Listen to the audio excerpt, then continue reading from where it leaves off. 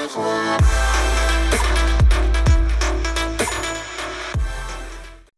assalamualaikum warahmatullahi wabarakatuh. Kawan, jumpa lagi di program Dari Nol Menjadi Lebih Baik. Salah satu program yang menghadirkan sosok-sosok inspiratif di sekitar kita.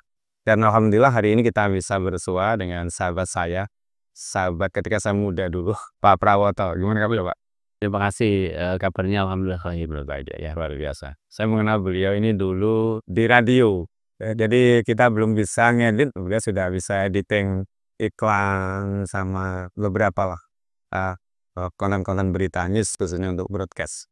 Tapi hari ini kita nggak ngobrolin itu karena yang saya kenal sudah beralih ataukah memang ini selama beberapa puluh tahun terakhir ini mencari pencarian jati diri, akhirnya ketemu sama hal baru, saya nggak tahu juga. Tapi kita akan ngobrolin tentang sosok Pak Prawoto ini, tentang dunia pendidikan terlebih dahulu. Ya, karena walaupun sebelumnya saya kenal banyak berkecimpung di EO, event organizer, dan akhirnya menjadi seorang pendidik.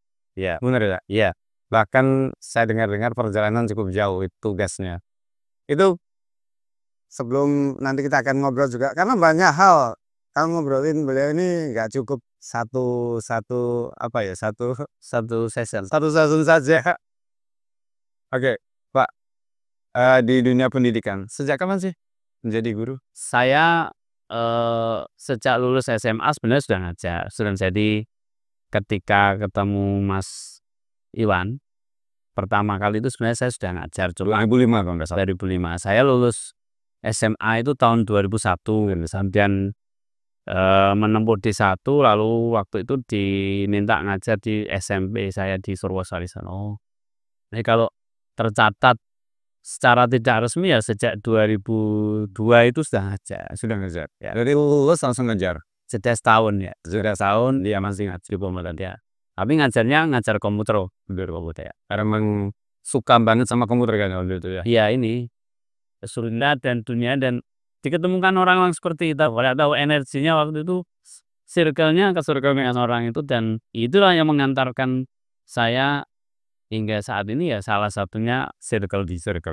Tapi tetap di dunia pengajar, Ya, belajar. tahun 2002 ngajar, lalu kata Mas Iwan tadi saya EO, sebenarnya di balik EO saya juga ngajar. Tapi mungkin waktu itu orang nggak ngerti kalau saya ngajar. Lalu kalau ditanya resmi secara SK saya diangkat jadi guru negeri ya, itu PNS, dan guru itu tahun 2011. Jadi 2002 itu ngajar di SMP Prosari, lalu masuk sempat selain ngajar kan ada beberapa hal yang saya kerjakan, termasuk EO, termasuk di dunia broadcast, ketemu Mas Iwan itu dan seterusnya. Lalu saya ngajar di SMA 1 Jonegoro, lalu di SMA Negeri 2 Jonegoro sambil dosen di Akomab waktu itu. Nah, perjalanan ngajar di SMA 2 itulah yang mengantarkan saya berpikir, waktu itu saya masih diploma 1, akhirnya saya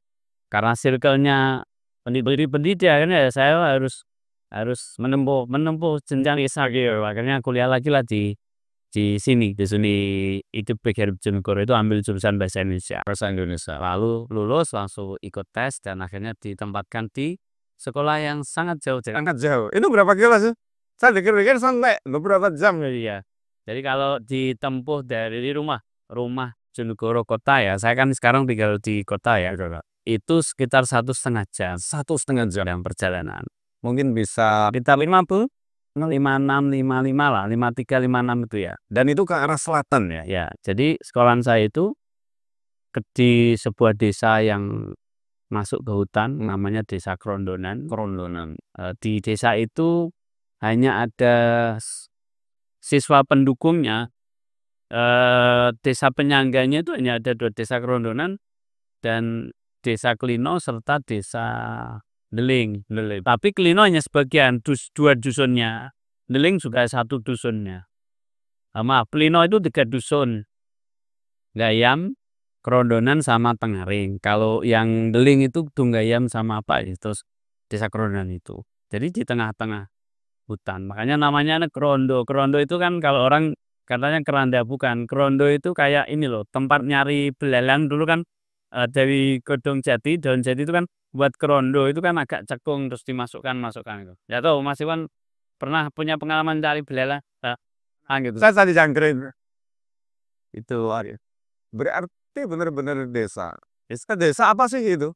Kalau dibayangin gitu. Kalau dulu sebelum zaman Gus Dur ya, desa itu desa yang sangat tebal hutannya dan bahkan setiap pagi kabut turun di sana. Tapi cukup dingin. Cukup dingin di sana karena dia di lereng Gunung Panda. Kalau sekarang orang-orang di TikTok itu kan lagi viral ya, Gunung Panda. Saya di lereng selatan, timur laut tenggara, selatan, barat laut. Oh, barat lautnya. Barat lautnya. Di lereng itu. Jadi sekolah saya lihat Gunung Pandan ya kelihatan. Saya di lerengnya itu. Lalu di belakang sekolahan saya itu ada Sungai Gandong yang awalnya muara ya. Muaranya ya dari belakang sekolah saya itu. Dari belakang sekolah. Iya, di belakang saya agak sana itu kan ada seperti kayak kayak ini air terjun namanya Gedung Gupit. Naik selagi itu ada semacam sumber di daerah Klino ya, itu sampai mengalir di Purwosari ketemu dengan Solo gitu ya. Sampai di Ngambon itu kan ada bendung, ada Kali Gandong yang terkenal itu. Nah itu dari sana semua. Jadi sekolah saya benar-benar sekolah yang berada di lereng gunung, yang kanan kirinya hutan dan sawah. Dan ada banget dan tapi sebenarnya gak asik juga. kalau orang sana sekali 2 kali mungkin katanya asik. Kalau yang sana kali ya tambah asik. Tapi terbayang kalau besok tugas di sana ini cerita ya, betapa pentingnya kalau bahasa kita namanya himmah atau kekuatan memandang sesuatu waktu kecil atau membicarakan waktu kecil itu. Saya ingat saya waktu kecil itu senang menggembala. Rumah saya di Purwosari, Desa Kuniran. Saya lahir dan tinggal di sana itu kecil senang menggembala. Saya selalu memandangi gunung itu. Kalau dari rumah itu namanya Gunung Kendil. Oh, Gunung Kendil. Ya, tapi lambat laun Gunung Kendil itu ya Gunung Pandan nih. Kan di sana ada banyak gunung, ada Gunung Kendeng, ada Gunung Kendil, ada Gunung Gunung Prolo, dan Gunung Kendil itu kumpulan. Saya sering memandang itu dan kapan ya saya bisa ke sana? Kapan ya saya bisa ke sana? Jadi besar ini ketika ada tes PNS, itu kan ada lowongan guru bahasa Indonesia. Nah itu ditempatkan di sekolah itu. Saya daftar lah, kebetulan ada sahabat saya namanya Pak Lasiran itu almarhum. Ya. Beliau sudah ngajar di sana. Waktu saya masih ngajar SMA 2, ada seorang teman namanya Mas Agus tuh, wes daftar SMP-in. Terus gak usah, corono gak usah izin. Waktu itu kan saya sudah ngajar SMA favorit lagi. Oh, turun gitu. Iya, artinya saya harus downgrade bukan kok menjelekkan yang ini enggak, tapi kan saya harus downgrade karena peluangnya di sana. Ya memang jurusannya waktu itu pengumumannya dari di SMP itu. Ada SMP itu, terus SMK mana yang kedua sama SMA. Saya disuruh sama teman saya Mas Agus itu wis milih keru. Saya kira milih itu dan alhamdulillah takdirnya mengantarkan saya ke sana. Dan saya masih ingat, oh berarti kekuatan cita-cita keinginan masa kecil itu ya mujarab gitu loh. Artinya kalau kita punya anak sering-seringlah diajak bermimpi atau dilihatkan sesuatu yang besar. Dan nanti kita nggak pernah tahu ijabah atau takdirnya kemana itu nggak pernah. Dan salah satu saya itu mengalami. Dan bisa jadi itu inspirasi dari waktu kecil ya. Yang tertanam ya masuk. Wah, termasuk kenapa saya senang baca itu ya. Dulu di kelas 2 itu kan ada buku bahasa Indonesia yang Angon Gembala Kerbau, terus naik sambil baca bola. Saya mengalami itu. Saya naik dan praktek dan saya sambil baca. Walaupun teman-teman saya nggak baca buku, saya baca buku dan saya benar-benar menggembala kerbau waktu itu. Jadi apa yang kita lihat bisa jadi itu ya inspirasi. Ya, maka jangan sepelekan omongan anak-anak kita atau pelajaran waktu kecil anak-anak kita yang mungkin sekarang seperti guyon, tapi itu bisa jadi suatu saat jadi kenyataan. Menarik. Oke, kita akan lanjut lagi obrolan kita di program Dari Nol Menjadi Lebih Baik.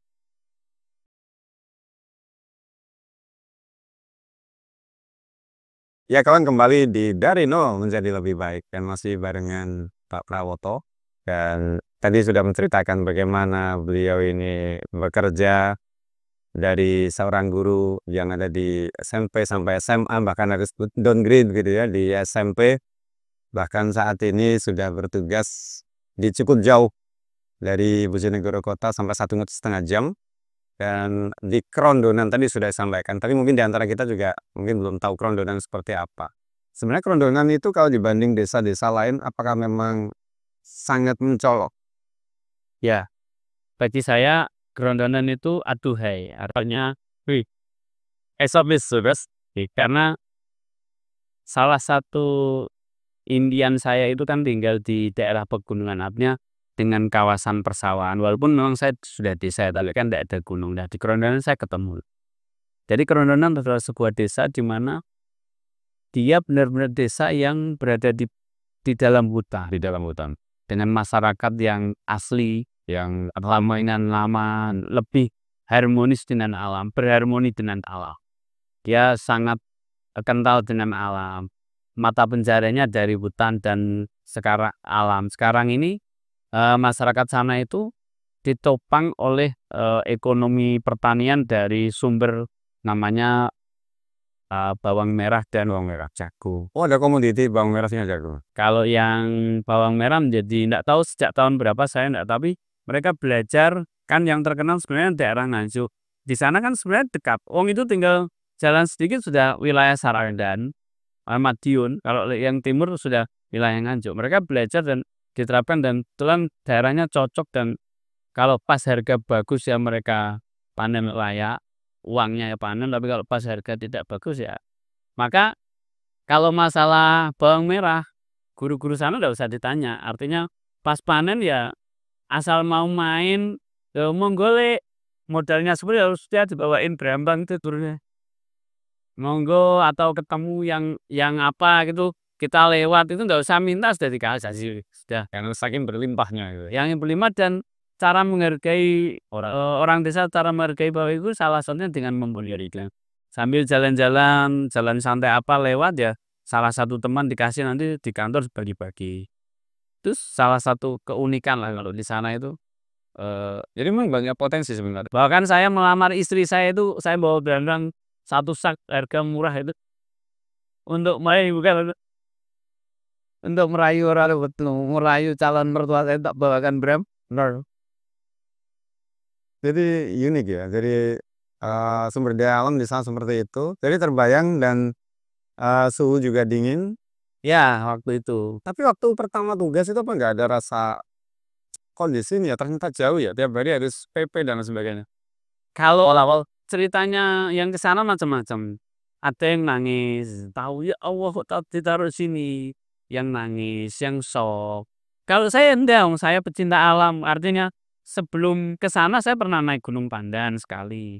Sebelum resmi ditempatkan sana saya pernah main di sekolah itu sekali. Jadi ya sudah siap. Salah lahir dan batin sudah siap Zarok.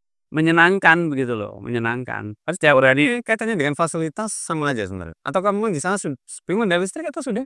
Waktu itu waktu awal-awal sudah ada, cuma justru dulu nggak ada sinyal HP. Nggak ada. Jadi kalau teman-teman Mas Didi ini dulu WA masih zaman blokir tuh ya, nggak nggak nyampe kalau baru turun baru cendung itu dulu. Setelah terakhir baru ada berapa tahun ya terakhir ada BTS, ada ini internet yang nembak dari arah selatan. Terus yang terbaru sekarang sudah ada sinyal Telkomsel sama Indosat sudah ada. Ini menariknya. Tadi sempat disinggung. Jadi dulu ada namanya blokir Bojonegoro, konceptusnya sama itu. Tadi mau banyak kegiatan tuh Bang. Saya termasuk anggota waktu itu. Saya masih ingat banget. Ada namanya ini ya jalan-jalan dari ujung ke ujung. Itu menarik. Itu harusnya kawan-kawan harus dibuat lagi. Sekarang diganti jurnalisme trip. Jurnalisme trip.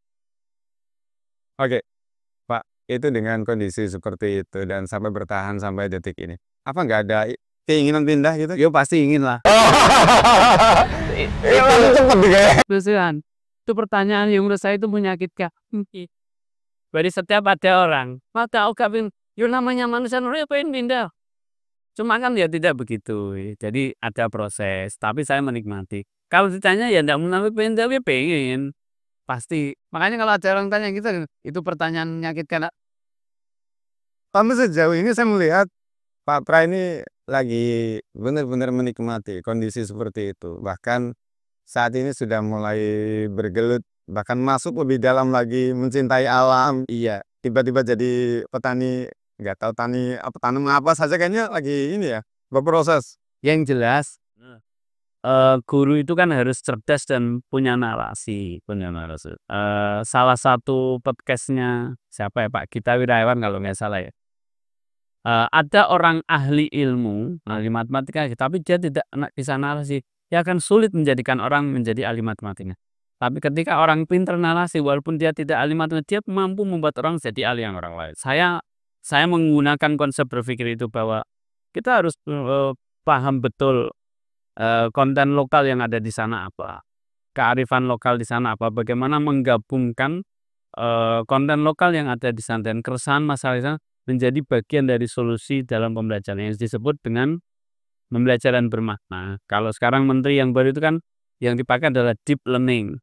Nah, di deep learning itu ada 3 prinsip. Prinsip pertama adalah kesadaran, yang kedua bermakna dan menyenangkan. Saya merasa bahwa pembelajaran dari dulu mau apapun kurikulumnya harus bermakna. Bermakna itu artinya apa? Mengkolaborasikan antara pengetahuan pelajaran dengan budaya masyarakat kita itu. Kalau kita bisa membawa ilmu itu menjadi salah satu tinjauan epistemologi keilmuan, atau paling enggak bahasa kasarnya begini, anak didik diajak berpikir fungsinya mempelajari materi ini untuk kehidupan kelak itu apa? Atau materi ini akan sangat dibutuhkan oleh seorang profesi apa? Contoh, saya ngajar bahasa Indonesia. Saya sedang mengajar tentang teks berita. Kemampuan berita itu apa toh? Pak kok belajar ini? Ya saya cerita, kalau nanti kamu jadi lurah, kalau kamu mungkin jadi DPR, kalau kamu nanti pedagang berambang, kamu perlu memberitakan kemampuan menangkap berita. Bagaimana 5W1H-nya, bagaimana memahami teks, bagaimana memahami informasi. Harus dibawa ke sana persepsinya, sehingga itulah menurut saya bermakna. Bagaimana kita mengkombinasikan, membawa pelajaran itu menjadi sesuatu yang nyata dalam kehidupan yang diterima oleh anak itu sesuai dengan kontekstual mereka yang ada di pedesaan itu. Artinya ini biar mudah diterima dan mereka juga merasa seneng gitu ya. Ya, tidak sekedar mudah diterima, tapi faktanya ada gitu, fakta yang diterapkan dan yang dialami dalam keseharian ada. Maka menanam, lalu harmoni dengan alam, itu perlu sekali di pembelajaran. Iya. Dan sejak kapan mulai menggeluti, kayaknya kan lagi cinta nanam nih. Sejak kapan sih mulai? Sebenarnya sudah lama, cuma dulu saya awal-awal mengajar di sana itu lebih pada bagaimana meningkatkan literasi anak-anak untuk mau membaca ya. Tapi lagi-lagi membacanya ya membaca yang ada kaitannya dengan alam saat itu. Lalu semakin hari semakin bergeser, oh karena keadaan masalah di sana itu nanam, hutannya mulai kering, terus berkurang dan bahasanya apa ya, banjir di sana sini kan itu kan perlu kita lakukan sesuatu walaupun kecil. Maka saya mulai mengajak anak-anak untuk ayo kita menanam. Entah ini bermanfaat loh Kak, tapi kita menanam. Hemat saya adalah buah-buah yang kamu tanam hari ini pasti bukan tanaman, tapi yang menanam adalah nenek-nenekmu atau kakek-kakekmu atau ayah. Maka untuk kelak supaya kamu atau anakmu mau bisa makan buah, kamu harus menanam dari sekarang. Saya jadi ingat ini, ada mbak dulu itu bilang, mbak saya, buat tinggalannya anak putu gitu. Ya. Jadi menanam kelapa itu buat tinggalan anak putu. Seperti itu. Dan inspirasinya apa sih yang waktu itu sampai benar-benar akhir-akhir ini kan lagi benar concern banget ini ya untuk menanam, mengajarkan pada anak. Jadi sebenarnya istilahnya kalau saya bingung aja. Bingung gini loh.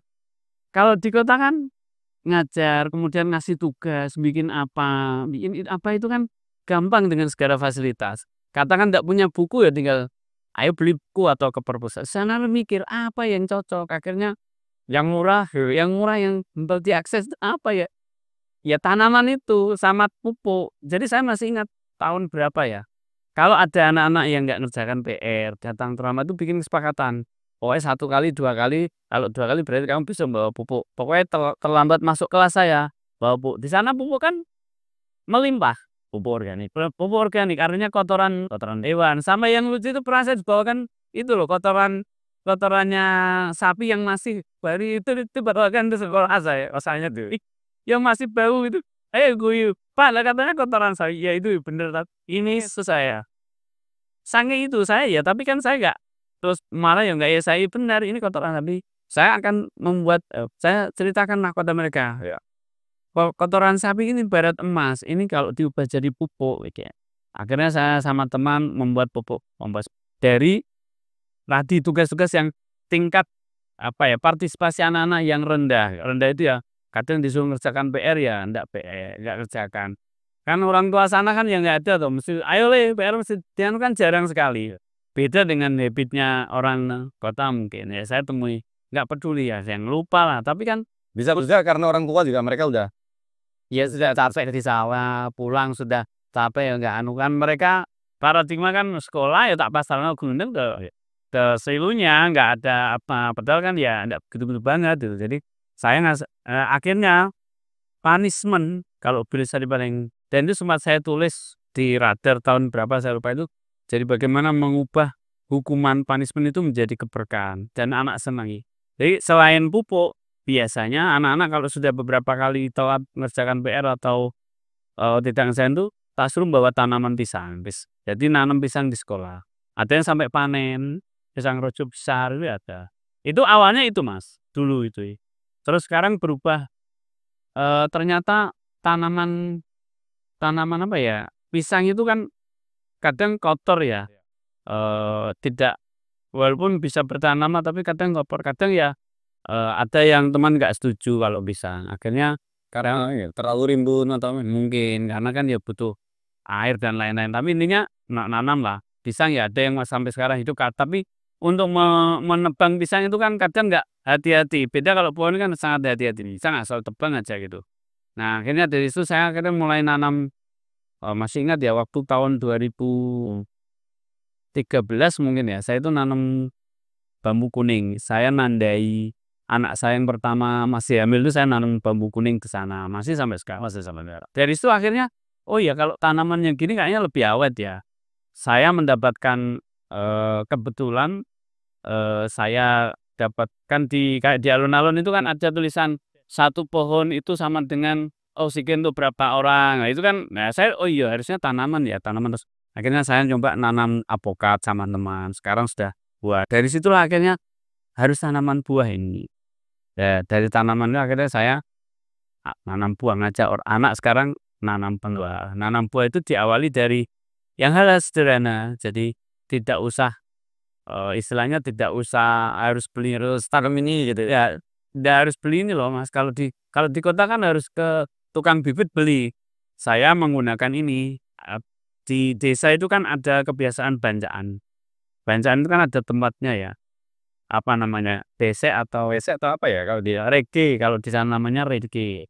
Nah itu tak suruh, "Ayo bawa reke." Nanti dikasih tanah, bawa tanaman atau buah yang kamu makan, ada tak suruh bawa. Yo kadang yang ada yang nggak bawa, ada yang nggak, tapi saya praktek. Saya makan juwet waktu itu, saya tanamlah 1. Saya makan jambu mente, saya nanam situ. Ini saya bawa ini contohnya, oh ya ini. Saya ini tanaman juwet ini. Dan ini hasil dari ini saya di sana kan makan. Ada buah yang juwet itu kan di depan sekolah ada 2, di belakang sekolah itu enggak sengaja sekarang ya ada tumbuh 2, itu kemarin sudah berbuah saya ngambil, jadi setiap saya makan tak bawa pulang. Saya simpan terus saya ini. Karena tanaman ini sudah mulai langka. Oh ya? Sudah mulai langka, nggak banyak orang tahu. Dulu itu kan kalau di pasar ada yang jual-jual itu. Karena main plastiki kan dulu ya kecil kita. Sama Sekarang nggak ada. sama jamu mente. Saya nanam di sana jamu mente. Terus saya ya tumbuh karena dulu ada di depan sekolah ada jamu mente. Secara literasi saya ada seorang teman itu cerita, ternyata dulu di daerah Rondonan itu pusatnya jamu mente katanya. Tapi sekarang sudah ya ada. Saya pernah nanya ke masyarakat, "Yuk di sana pernah ada, di sana pernah ada." Jadi akhirnya lah menanam itu saya masukkan bagaimana nanam itu masuk ke dalam pelajaran. dan menjadi pembelajaran bermakna versi saya. Baik, itu kawan menarik, makin menarik ini ya, karena memang terus berkembang, bahkan beradaptasi dengan alam, bahkan sudah mulai menanam. Anak-anak yang mungkin anak desa biasanya nggak mikir nanam, tapi akhirnya dengan langkah-langkah Pak Pra ini sudah mulai menanam di sekitar. Oke, kita akan ngobrol lagi lebih jauh. Mungkin masih ada satu sesi nanti di program Dari Nol Menjadi Lebih Baik. Dan mohon maaf kalau mungkin ada suara-suara agak bising karena memang saat ini kita ada di pinggiran jalan. Aku belakang hutan. Enggak. Oke, pantau terus hanya di Dari Nol Menjadi Lebih Baik.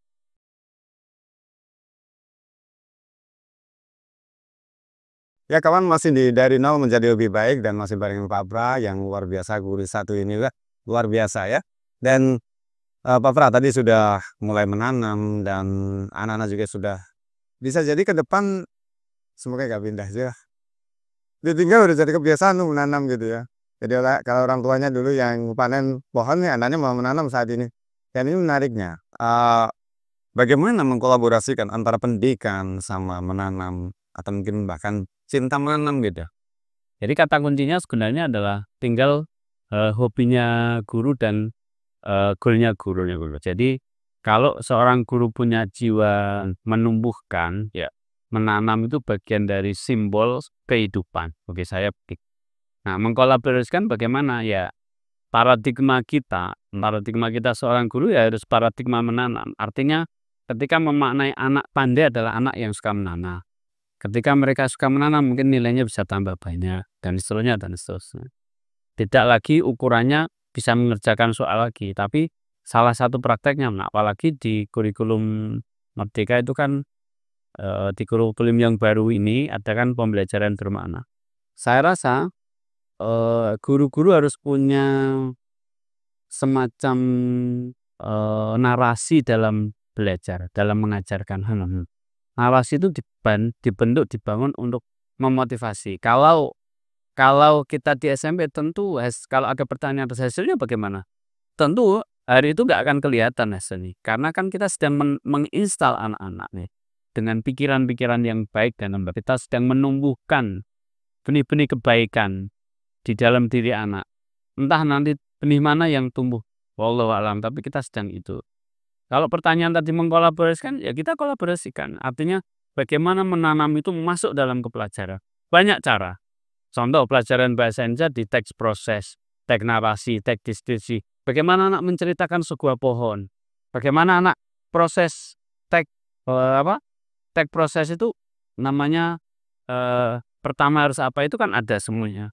Ketika kalau bahasa Indonesia, kalau kita ambil salah satu contoh di pelajaran IPA tentang ekosistem bisa dimasukkan ke sana. Bahkan yang tidak terpikirkan pun pelajaran agama, apakah bisa? Sangat bisa. Ambilkan hadis, Rasul pernah bersabda yang artinya begini, walaupun kalau kurang lebih begini, walaupun besok kiamat maka menanamlah, kan ada juga. Bahkan kalau pakai ilmu usul fikih, kalau saya belajar itu toharoh itu kan pakai air. Ya. Hal yang wajib itu ya menjadi wajib, artinya menanam itu adalah salah satu upaya bagaimana air itu tetap tersedia. Bagaimana kalau air itu tidak tersedia, maka toharohnya gagal, nggak bisa tohar. Maka menjaga sesuatu penyebab wajib itu ya wajib juga.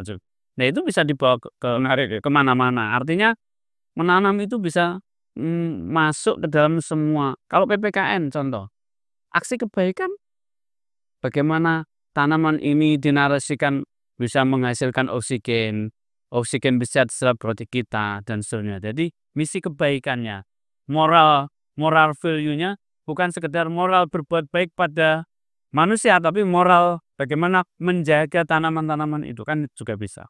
Benar. Itu kira-kira begitu. Jadi kalau benar-benar dikolaborasikan dan dipelajari akan semakin jauh dan semakin dalam sebenarnya.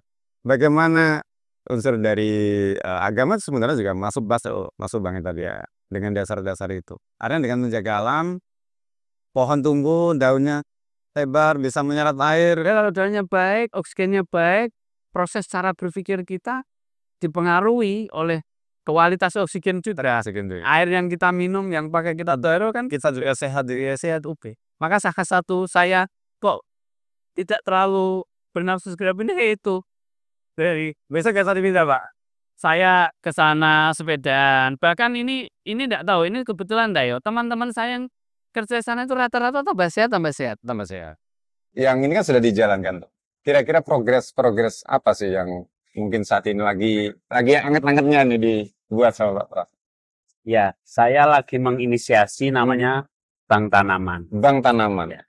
Jadi Bank Tanaman itu lahir dari saya itu tidak sengaja ada teman ke saya, tanaman tolong dirawat. Terus saya kadang nanam, saya foto. Ternyata dari kejadian-kejadian itu, terus saya di organisasi di ISNU Bojonegoro juga kebetulan saya di bagian dakwah, saya juga kajian ekologi bersama teman-teman. Lalu kemarin sama teman-teman ISNU ketika memberikan ucapan selamat kepada Bupati, karangannya tidak lagi bunga tapi karangan tanaman. Kami menanam, dipersembahkan itu. Nah, dari situ saya sebelum itu saya sudah punya pikiran, saya pengen menjadikan kegiatan menanam itu bagian dari ibadah. Karena sesungguhnya Islam itu yang menanam. Dikaitkan dengan pelajaran saya dan kebiasaan dan maka saya menginisiasi namanya Bank Tanaman. Bank Tanaman adalah siapapun yang punya tanaman bisa disetorkan ke saya, ditabung, diinfakkan, biar saya rawat. Nanti saya akan posting ke media sosial atau saya kabarkan siapapun yang punya lahan yang tidak mampu beli tanaman dia bisa ngambil ke saya. Jadi akadnya akad infak atau sedekah, sehingga yang punya uang tidak punya lahan bisa beli tanaman atau memulai dari nol diserahkan ke saya, ke bank tanaman saya. Lalu jika ada di luaran sana orang-orang yang pengen membeli tanaman tapi tidak punya biaya, tapi dia pengen tetap tanam, tapi punya lahan, bisa mengambil di tempat saya. Berarti simbiosis mutualis ya. Jadi ini artinya jenengan bisa jadi seorang apa ya, wasilah atau penjembatan? Ya, bridge-nya, jembatan. Jadi teman-teman yang menyimak, boleh ini sedikit promosi, teman-teman yang ini sudah saya lakukan dan kemarin sudah uji coba. Tanaman juwet ini sudah ada yang minati. Jadi saya posting, ini ada tanaman juwet, siapa yang mau? Ada yang di kanor itu, Pak saya, tapi biar agak besar lagi ya. Terus ada teman lagi, temannya istri ada yang minta. Kemarin ada teman yang punya tanaman tahun besi besar, dikasihkan saya, tak bawa ke gondang, saya tanam. Ada teman punya murbei karena dia mau pindahan, ditaruh tempat saya, akhirnya tuh ada kayak gitu Mas. Dan itu nanti teridentifikasi ini pohon dari siapa? Nah, rencana saya nanti saya akan catatkan, saya tapi masih belum yang ini. Saya akan cari orang, entah ini donatur atau siapa, volunteer yang mampu membantu saya untuk membuat sebuah aplikasi untuk pencatatan ini. Jadi katakan Mas Iwan mendaftar sebagai anggota, di situ ada catatan Mas Iwan infak atau sedekah tanamannya sudah berapa, lalu tanamannya Mas Iwan dibawa oleh siapa, sekarang sudah usia berapa. Di titik itu tempat nanamnya juga harus tercatat di koordinatnya di titik mana, sehingga Mas Iwan mau mengunjungi tanamannya ke sana gitu, maksudnya gitu. Bahkan itu bisa jadi gini ya, ketika kita mungkin masih usia muda, 30-an, ngasih ke putra, terus berjalannya waktu 10, 20, 30 tahun, punya anak cucu, mencari itu, jadi kan di sini, oh ini pohon yang dulu ayah kasih ke Pak Pra gitu. Iya, menarik juga ya. Asik, cuman waktunya juga hampir di penghujung, dan ini Pak, harapan, cita-cita pasti adalah apa sih Pak Pra saat ini? Bojonegoro ketika musim kemarau itu kan suhu udaranya sangat panas, bahkan suhu udara Bojonegoro itu kan lebih panas daripada suhu udara di Katulistiwa. Di Pontianak itu lebih rendah. Saya tidak tahu penyebabnya, saya tidak mau mengambil, tapi tidak usah menyalahkan atau cari tahu, tapi mari menanam. Menanam bisa menjadi bagian dari kita untuk sedekah oksigen. Kita tidak pernah tahu oksigen mana yang hari ini kita hirup. Sebagai penggantinya maka kita menanam sebanyak mungkin sehingga oksigen yang kita hirup adalah salah satunya adalah oksigen yang sedang ditanam. Sebagai substitusi. Kita entah ini tanamannya siapa saya tidak tahu, tapi saya menghirup oksigen. Tapi di luaran saya juga sedang menanam. Saya ingin setiap orang punya tinggalan sebuah tanaman. Setiap orang punya tanaman. Bayangkan sejumlah masyarakat Bojonegoro ketika menanam satu saja, seluruh siswa yang ada di Bojonegoro mau nanam satu siswa satu tanaman, sudah ada ratusan ribu tanaman dan insya Allah itu bisa membantu membuat pundi-pundi oksigen yang lebih baik di Kota Bojonegoro. Kira-kira itu. Menarik. Semoga terwujud ke depan dan ini diamini oleh kawan-kawan kita. Ya mungkin saat ini di antara Anda sudah mulai menanam tapi secara mandiri pribadi. Apabila ada banyak gerakan seperti ini, saya kira akan lebih kuat lagi ke depan. Baik, terima kasih Pak Bra. Semoga sukses Sama. Terima kasih. dalam giat di pengajaran dan juga di ekologi di dunia pendidikan. Baik, itu kawan kita sudah ngobrol dengan Pak Pra, sosok yang inspiratif, seorang guru yang saat ini sangat concern banget, sangat menghargai alam. Bahkan saya banyak belajar hari ini. Terima kasih, sukses untuk kita semuanya dan nantikan sosok-sosok inspiratif di sekitar kita. Hanya di Dari Nol menjadi lebih baik.